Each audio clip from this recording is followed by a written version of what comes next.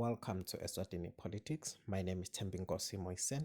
Please receive our brief session today, reported on the 6th of August 2021. Eswatini today witnessed a number of protests. These protests were in line with the call for a democratic government and the release of 2 MPs who were arrested in Swaziland for demanding good governance. The state charged the 2 MPs for terrorism and breach of COVID-19 regulations. Eswatini from the 2 constituencies organized a march, one to the Hluti police station and one to Mangayane police station.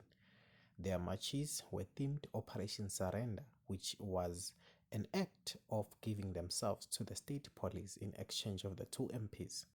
Worth noting, the old age were part of the protest. When interviewed by Swaziland News, a 71-year-old stated that as the elders of the country, they wanted development and service delivery, which they only believed could be achieved in a democratic state. Norman Xaba, one of the march organizers, told Swaziland News that the march was successful, peaceful, and no one got arrested.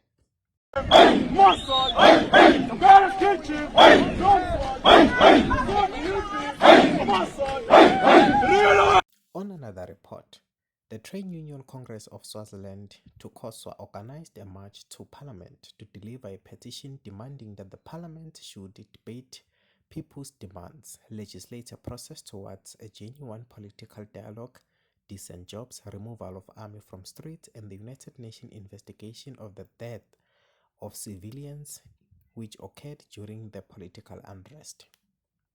If you wish to react or comment in any of our updates, please send your media files at www.politicseswatini@gmail.com.